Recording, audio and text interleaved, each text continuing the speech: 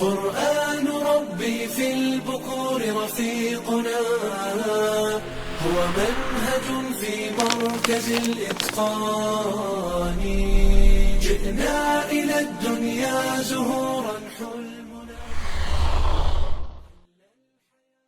أعوذ بالله السميع العليم من الشيطان الرجيم. إليه يرد علم الساعة وما تخرج من ثمرات من أكمامها وما تحمل من أنثى ولا تضع إلا بعلمه، ويوم يناديهم أين شركائي قالوا آذناك ما منا من شهيد، وضل عنهم ما كانوا يدعون من قبل وظنوا ما لهم من محيص.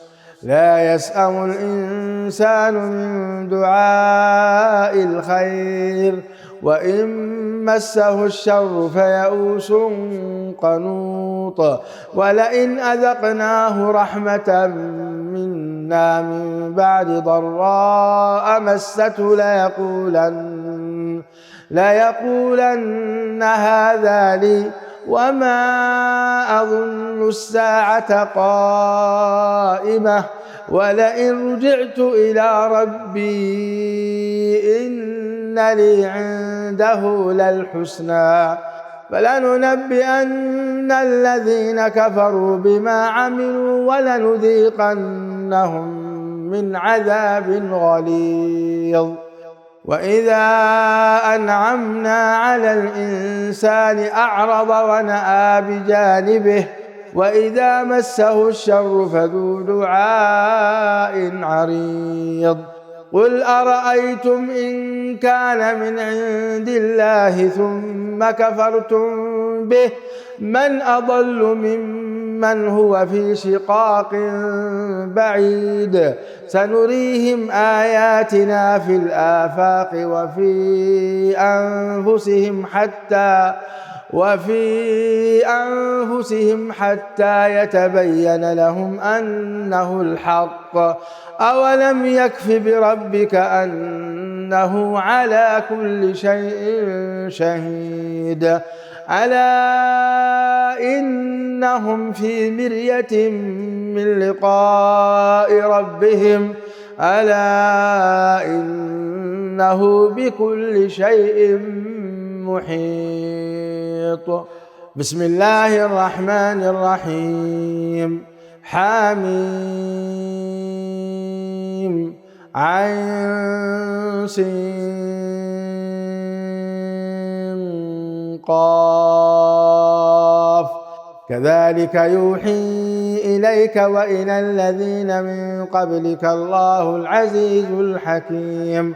له ما في السماوات وما في الأرض وهو العلي العظيم. تكاد السماوات يتفطرن من فوقهن والملائكة يسبحون بحمد ربهم ويستغفرون لمن في الأرض ألا إن الله هو الغفور الرحيم.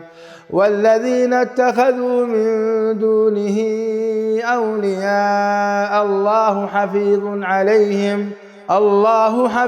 عليهم وما أنت عليهم بوكيل. وكذلك أوحينا إليك قرآنا عربيا لتنذر أم القرى ومن حولها وتنذر يوم الجمع لا ريب فيه فريق في الجنة وفريق في السعير. ولو شاء الله لجعلهم أمة واحدة ولكن يدخل من يشاء في رحمته والظالمون ما لهم من ولي ولا نصير. أم اتخذوا من دونه أولياء فالله هو الولي وهو يحيي الموتى وهو على كل شيء قدير. وما اختلفتم فيه من شيء فحكمه إلى الله، ذلكم الله ربي عليه توكلت وإليه أنيب. فاطر السماوات والأرض جعل لكم من أنفسكم أزواجا ومن الأنعام أزواجا يذرأكم فيه ليس كمثله شيء وهو السميع البصير. له مقاليد السماوات والأرض يبسط الرزق لمن يشاء ويقدر إنه بكل شيء عليم. شرع لكم من الدين ما وصى به نوحا والذي أوحينا إليك وما وصينا به إبراهيم وموسى وعيسى أن أقيموا الدين ولا تتفرقوا فيه، كبر على المشركين ما تدعوهم إليه، الله يجتبي إليه من يشاء ويهدي إليه من ينيب. وما تفرقوا إلا من بعد ما جاءهم العلم بغيا بينهم، ولولا كلمة سبقت من ربك إلى أجل مسمى لقضي بينهم وإن الذين أورثوا الكتاب من بعدهم لفي شك منه مريب. فلذلك فادع واستقم كما أمرت ولا تتبع أهواءهم وقل آمنت بما أنزل الله من كتاب وأمرت لأعدل بينكم الله ربنا وربكم لنا أعمالنا ولكم أعمالكم لا حجة بيننا وبينكم الله يجمع بيننا وإليه المصير. والذين يحاجون في الله من بعد ما استجيب له حجتهم داحضة عند ربهم وعليهم غضب ولهم عذاب شديد. الله الذي أنزل الكتاب بالحق والميزان وما يدريك لعل الساعة قريب يستعجل بها الذين لا يؤمنون بها والذين آمنوا مشفقون منها ويعلمون أنها الحق ألا إن الذين يمارون في الساعة لفي ضلال بعيد. الله لطيف بعباده يرزق من يشاء وهو القوي العزيز. من كان يريد حرث الآخرة نزد له في حرثه ومن كان يريد حرث الدنيا نؤته منها وما له في الآخرة من نصيب. أم لهم شركاء شرعوا لهم من الدين ما لم يأذن به الله ولولا كلمة الفصل لقضي بينهم وإن الظالمين لهم عذاب أليم. ترى الظالمين مشفقين مما كسبوا وهو واقع بهم والذين آمنوا وعملوا الصالحات في روضات الجنات لهم ما يشاءون عند ربهم ذلك هو الفضل الكبير. ذلك الذي يبشر الله عباده الذين آمنوا وعملوا الصالحات قل لا أسألكم عليه أجرا إلا المودة في القربى ومن يقترف حسنة نزد له فيها حسنا إن الله غفور شكور. أم يقولون افترى على الله كذبا فإن يشاء الله يختم على قلبك ويمحو الله الباطل ويحق الحق بكلماته إنه عليم بذات الصدور. وهو الذي يقبل التوبة عن عباده ويعفو عن السيئات ويعلم ما تفعلون، ويستجيب الذين آمنوا وعملوا الصالحات ويزيدهم من فضله، والكافرون لهم عذاب شديد. ولو بسط الله الرزق لعباده لبغوا في الأرض ولكن ينزل بقدر ما يشاء إنه بعباده خبير بصير. وهو الذي ينزل الغيث من بعد ما قنطوا وينشر رحمته وهو الولي الحميد. ومن آياته خلق السماوات والأرض وما بث فيهما من دابة وهو على جمعهم إذا يشاء قدير. وما أصابكم من مصيبة فبما كسبت أيديكم ويعفو عن كثير.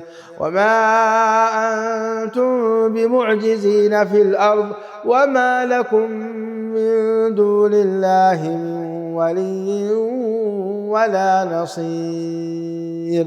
ومن آياته الجوار في البحر كالأعلام إن يشأ يسكن الريح فيظللن رواكد على ظهره إن في ذلك لآيات لكل صبار شكور.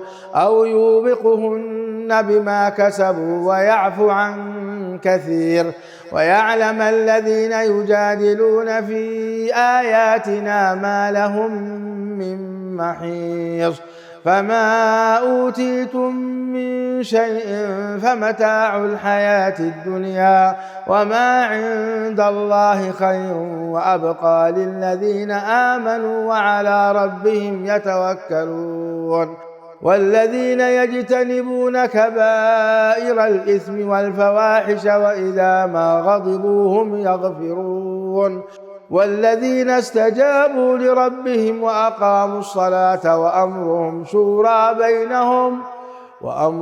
شورى بينهم ومما رزقناهم ينفقون.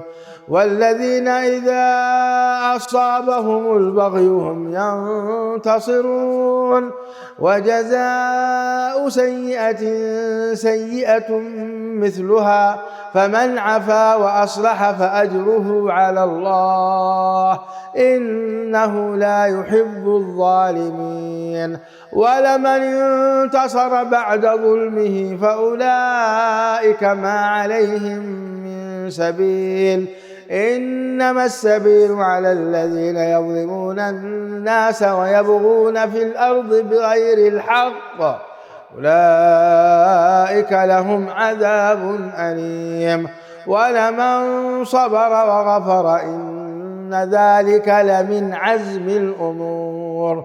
ومن يضلل الله فما له من ولي من بعده. وترى الظالمين لما رأوا العذاب يقولون هل إلى مرد من سبيل. وتراهم يعرضون عليها خاشعين من الذل ينظرون من طرف خفي. وقال الذين آمنوا إن الخاسرين الذين خسروا أنفسهم وأهليهم يوم القيامة ألا إن الظالمين في عذاب مقيم. وما كان لهم من أولياء ينصرونهم من دون الله ومن يضلل الله فما له من سبيل. استجيبوا لربكم من قبل أن يأتي يوم لا مرد له من الله ما لكم من ملجأ يومئذ وما لكم من نكير. فإن أعرضوا فما أرسلناك عليهم حفيظا إن عليك إلا البلاغ وإنا إذا أذقنا الإنسان منا رحمة فرح بها وإن تصبهم سيئة بما قدمت أيديهم فإن الإنسان كفور لله ملك السماوات والأرض يخلق ما يشاء يهب لمن يشاء إناثا ويهب لمن يشاء الذكور أو يزوجهم ذكرانا وإناثا ويجعل من يشاء عقيما إنه عليم قدير وما كان لبشر أن يكلمه الله إلا وحيا أو من وراء حجاب أو يرسل رسولا فيوحي بإذنه ما يشاء إنه علي حكيم وكذلك أوحينا إليك روحا من أمرنا ما كنت تدري ما الكتاب ولا الإيمان ولكن جعلناه نورا نهدي به من نشاء من عبادنا وإنك لتهدي إلى صراط مستقيم صراط الله الذي له ما في السماوات وما في الأرض ألا إلى الله تصير الأمور بسم الله الرحمن الرحيم حميم والكتاب المبين إنا جعلناه قرآنا عربيا لعلكم تعقلون وإنه في أم الكتاب لدينا لعليم حكيم أفنضرب عنكم الذكر صفحا أن كنتم قوما مسرفين وكم أرسلنا من نبي في الأولين وما يأتيهم من نبي إلا كانوا به يستهزئون فأهلكنا أشد منهم بطشا ومضى مثل الأولين ولئن سألتهم من خلق السماوات والأرض ليقولن خلقهن العزيز العليم الذي جعل لكم الأرض مهدا وجعل لكم فيها سبلا لعلكم تهتدون والذي نزل من السماء ماء بقدر فأنشرنا به بلدة ميتا كذلك تخرجون والذي خلق الأزواج كلها وجعل لكم من الفلك والأنعام ما تركبون لتستووا على ظهوره ثم تذكروا نعمة ربكم إذا استويتم عليه وتقولوا سبحان الذي سخر لنا هذا وما كنا له مقرنين وإنا إلى ربنا لمنقلبون وجعلوا له من عباده جزءا إن الإنسان لكفور مبين أم اتخذ مما يخلق بنات وأصفاكم بالبنين وإذا بشر أحدهم بما ضرب للرحمن مثلا ظل وجهه مسودا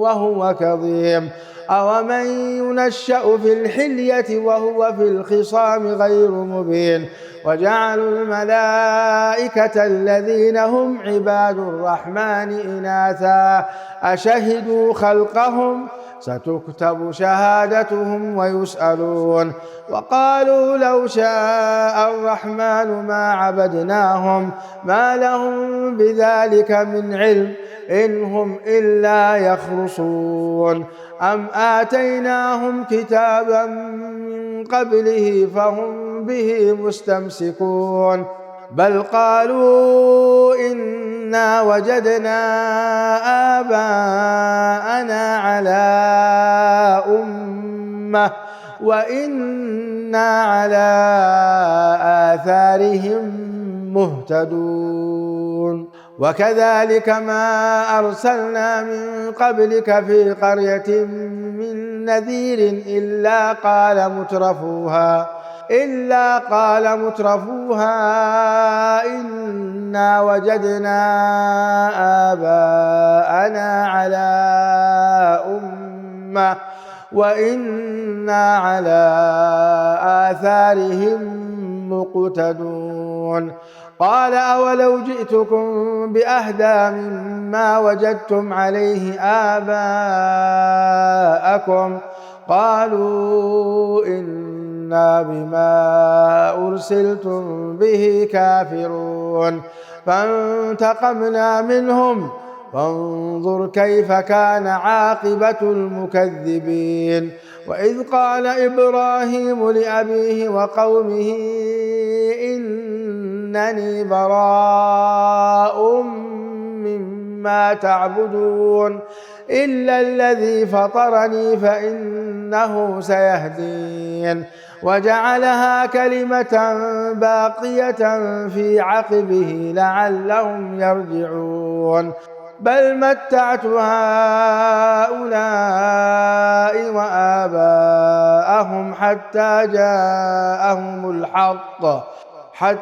جاءهم الحق ورسول مبين ولما جاءهم الحق قالوا هذا سحر وإنا به كافرون وقالوا لولا نزل هذا القرآن على رجل من القريتين عظيم أهم يقسمون رحمة ربك نحن قسمنا بينهم معيشتهم في الحياة الدنيا ورفعنا بعضهم فوق بعض درجات ليتخذ بعضهم بعضا سخريا ورحمة ربك خير مما يجمعون ولولا أن يكون الناس أمة واحدة لجعلنا لمن يكفر بالرحمن لبيوتهم سقفا من فضة ومعارج عليها يظهرون ولبيوتهم أبوابا وسررا عليها يتكئون وزخرفا وإن كل ذلك لما متاع الحياة الدنيا والآخرة عند ربك للمتقين ومن يعش عن ذكر الرحمن نقيض له شيطانا فهو له قرين وإنهم ليصدونهم عن السبيل ويحسبون أنهم مهتدون حتى إذا جاءنا قال يا ليت بيني وبينك بعد المشرقين فبئس القرين ولن ينفعكم اليوم إذ ظلمتم أنكم في العذاب مشتركون أفأنت تسمع الصم أو تهدي العمي ومن كان في ضلال مبين فإما نذهبن بك فإنا منهم منتقمون أو نرينك الذي وعدناهم فإنا عليهم مقتدرون فاستمسك بالذي أوحي إليك إنك على صراط مستقيم وإنه لذكر لك ولقومك وسوف تسألون واسأل من أرسلنا من قبلك من رسلنا أجعلنا من دون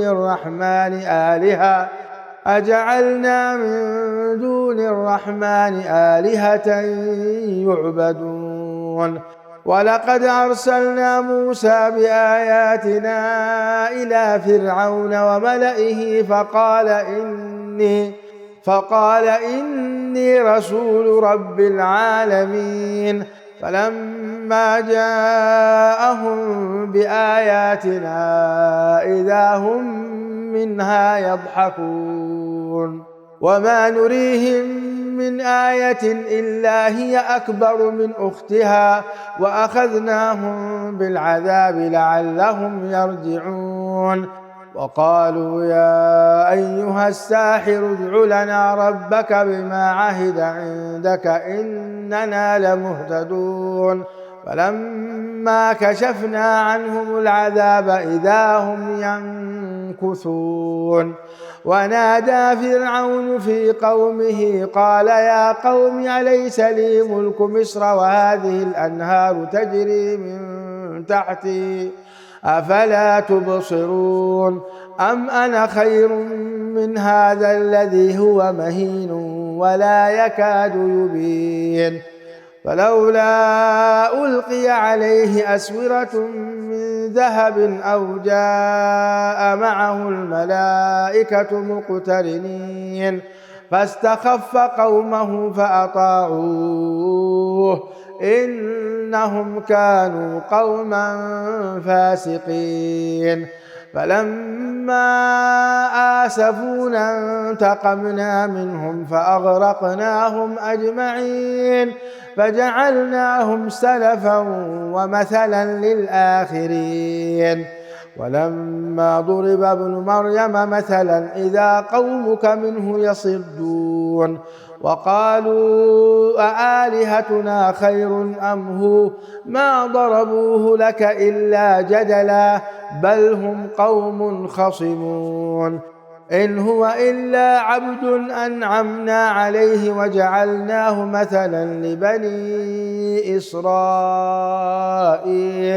ولو نشاء لجعلنا منكم ملائكة في الأرض يخلفون. وإنه لعلم للساعة فلا تمترن بها واتبعون هذا صراط مستقيم. ولا يصدنكم الشيطان إنه لكم عدو مبين. ولما جاء عيسى بالبينات قال قد جئتكم بالحكمة ولأبين لكم بعض الذي تختلفون فيه فاتقوا الله وأطيعون إن الله هو ربي وربكم فاعبدوه هذا صراط مستقيم. فاختلف الأحزاب من بينهم فويل للذين ظلموا من عذاب يوم أليم. هل ينظرون إلا الساعة أن تأتيهم بغتة وهم لا يشعرون. الأخلاء يومئذ بعضهم لبعض عدو إلا المتقين. يا عباد لا خوف عليكم اليوم ولا أنتم تحزنون الذين آمنوا بآياتنا وكانوا مسلمين. ادخلوا الجنة أنتم وأزواجكم تحبرون يطاف عليهم بصحاف من ذهب وأكواب وفيها ما تشتهيه الأنفس وتلذ الأعين وأنتم فيها خالدون. وتلك الجنة التي أورثتموها بما كنتم تعملون لكم فيها فاكهة كثيرة منها تأكلون.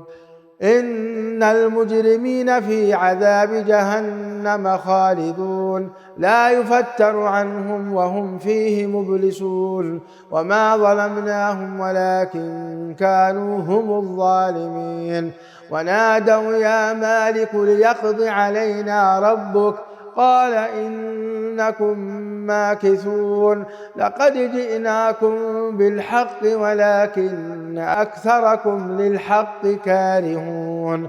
أم أبرموا أمرا فإنا مبرمون أم يحسبون أنا لا نسمع سرهم ونجواهم بلى ورسلنا لديهم يكتبون قل إن كان للرحمن ولد فأنا أول العابدين سبحان رب السماوات والأرض رب العرش عما يصفون فذرهم يخوضوا ويلعبوا حتى يلاقوا يومهم الذي يوعدون وهو الذي في السماء إله وفي الأرض إله وهو الحكيم العليم وتبارك الذي له ملك السماوات والأرض وما بينهما وعنده علم الساعة وإليه ترجعون ولا يملك الذين يدعون من دونه الشفاعة إلا من شهد بالحق وهم يعلمون ولئن سألتهم من خلقهم ليقولن الله فأنى يؤفكون وقيله يا رب إن هؤلاء قوم لا يؤمنون فاصفح عنهم وقل سلام فسوف يعلمون بسم الله الرحمن الرحيم حميم والكتاب المبين إنا أنزلناه في ليلة مباركة إنا كنا منذرين فيها يفرق كل أمر حكيم أمرا من عندنا إنا كنا مرسلين رحمة من ربك إنه هو السميع العليم رب السماوات والأرض وما بينهما إن كنتم موقنين لا إله إلا هو يحيي ويميت ربكم ورب آبائكم الأولين بل هم في شك يلعبون فارتقب يوم تأتي السماء بدخان مبين يغشى الناس هذا عذاب أليم ربنا اكشف عنا العذاب إنا مؤمنون أنى لهم الذكرى وقد جاءهم رسول مبين ثم تولوا عنه وقالوا معلم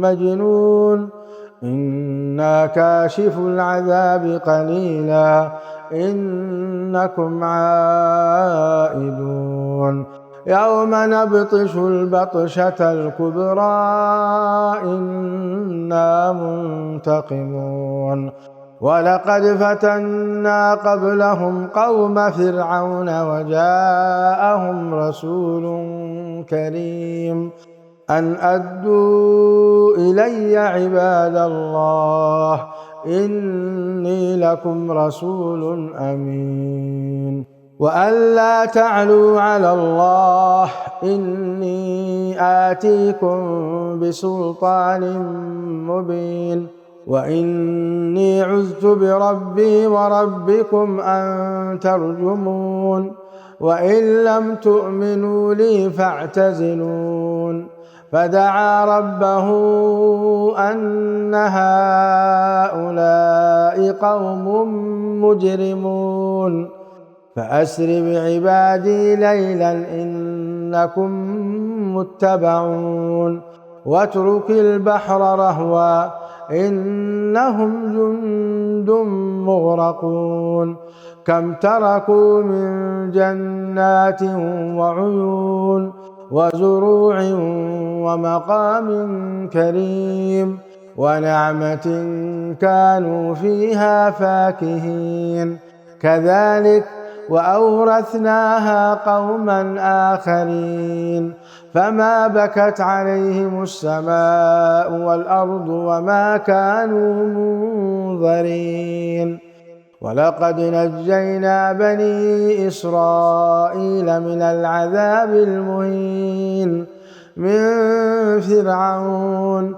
إنه كان عاليا من المسرفين ولقد اخترناهم على علم على العالمين وآتيناهم من الآيات ما فيه بلاء مبين إن هؤلاء ليقولون إن هي إلا موتتنا الأولى وما نحن بمنشرين فأتوا بآبائنا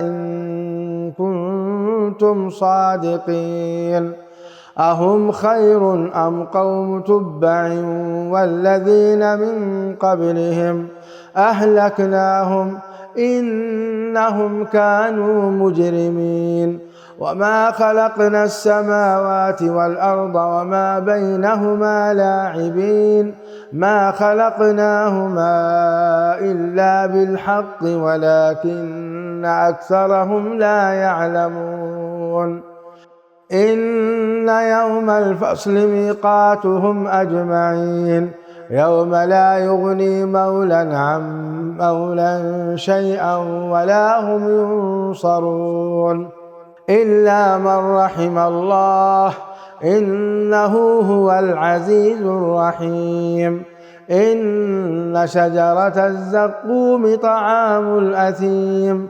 كالمهل يغلي في البطون كغلي الحميم خذوه فاعتلوه إلى سواء الجحيم ثم صبوا فوق رأسه من عذاب الحميم ذق إنك أنت العزيز الكريم إن هذا ما كنتم به تمترون إن المتقين في مقام أمين في جنات وعيون يلبسون من سندس واستبرق متقابلين كذلك وزوجناهم بحور عين يدعون فيها بكل فاكهة آمنين لا يذوقون فيها الموت إلا الموتة الأولى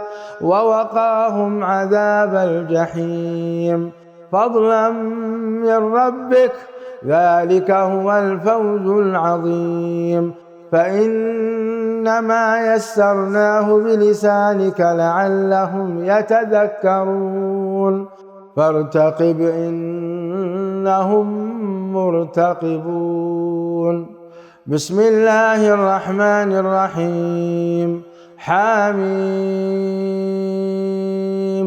تنزيل الكتاب من الله العزيز الحكيم إن في السماوات والأرض لآيات للمؤمنين وفي خلقكم وما يبث من دابة آيات لقوم يوقنون واختلاف الليل والنهار وما أنزل الله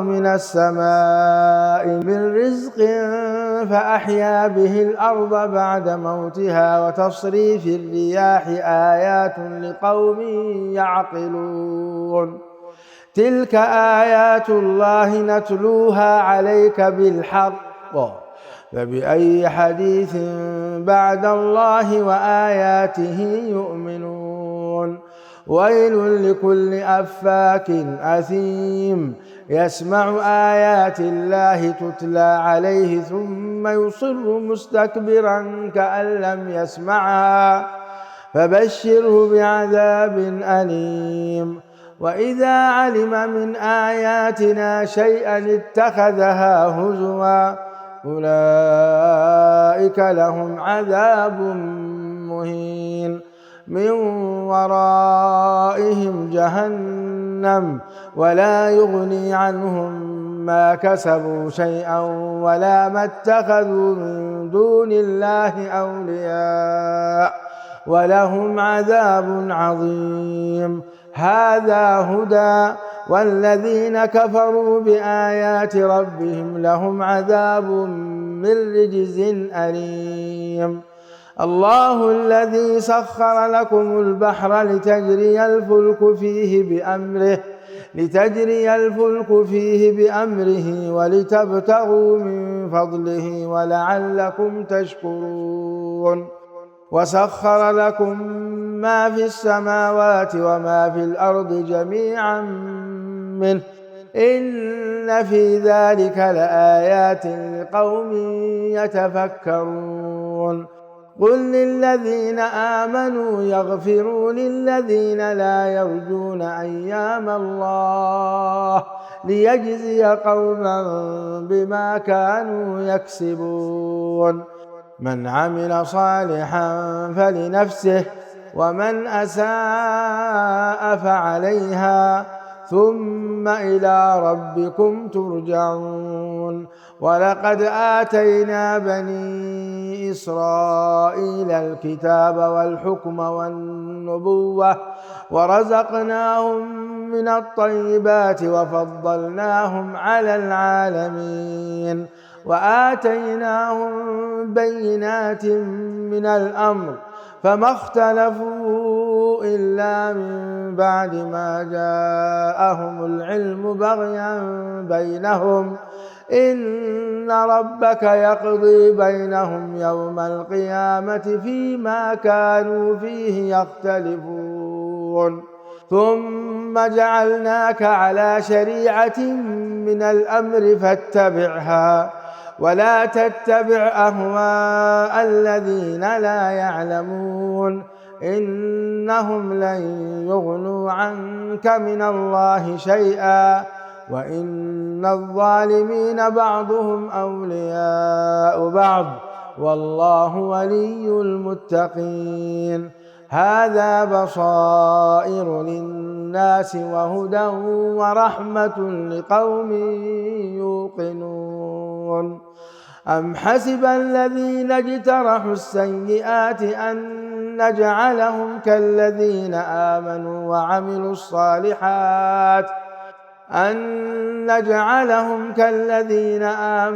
وعملوا الصالحات سواء محياهم ومماتهم ساء ما يحكمون. وخلق الله السماوات والأرض بالحق ولتجزى كل نفس بما كسبت وهم لا يظلمون. أفرأيت من اتخذ إلهه هواه وأضله الله على علم وختم على سمعه وقلبه وجعل على بصره غشاوة فمن يهديه من بعد الله أفلا تذكرون. وقالوا ما هي إلا حياتنا الدنيا نموت ونحيا وما يهلكنا إلا الدهر وما لهم بذلك من علم إن هم إلا يظنون. وإذا تتلى عليهم آياتنا بينات ما كان حجتهم إلا أن قالوا ائتوا بآبائنا إن كنتم صادقين. قل الله يحييكم ثم يميتكم ثم يجمعكم إلى يوم القيامة لا ريب فيه ولكن أكثر الناس لا يعلمون. ولله ملك السماوات والأرض ويوم تقوم الساعة يومئذ يخسر المبطلون وترى كل أمة جاثية كل أمة تدعى إلى كتابها اليوم تجزون ما كنتم تعملون هذا كتابنا ينطق عليكم بالحق إنا كنا نستنسخ ما كنتم تعملون فأما الذين آمنوا وعملوا الصالحات فيدخلهم ربهم في رحمته ذلك هو الفوز المبين وأما الذين كفروا أفلم تكن آياتي تتلى عليكم فاستكبرتم وكنتم قوما مجرمين وإذا قيل إن وعد الله حق والساعة لا ريب فيها قلتم ما ندري ما الساعة إن نظن إلا ظنا وما نحن بمستيقنين وبدا لهم سيئات ما عملوا وحاق بهم ما كانوا به يستهزئون وقيل اليوم ننساكم كما نسيتم لقاء يومكم هذا ومأواكم النار وما لكم من ناصرين ذلكم بأنكم اتخذتم آيات الله هزوا وغرتكم الحياة الدنيا فاليوم لا يخرجون منها ولا هم يستعتبون فلله الحمد رب السماوات ورب الأرض رب العالمين وله الكبرياء في السماوات والأرض وهو العزيز الحكيم بسم الله الرحمن الرحيم حميم تنزيل الكتاب من الله العزيز الحكيم ما خلقنا السماوات والأرض وما بينهما إلا بالحق وأجل مسمى والذين كفروا عما أنذروا معرضون قل أرأيتم ما تدعون من دون الله أروني ماذا خلقوا من الأرض أم لهم شرك في السماوات ائتوني بكتاب من قبل هذا أو أثارة من علم إن كنتم صادقين ومن أضل ممن يدعو من دون الله من لا يستجيب له إلى يوم القيامة وهم عن دعائهم غافلون قرآن ربي في البكور رفيقنا هو منهج في مركز الإتقان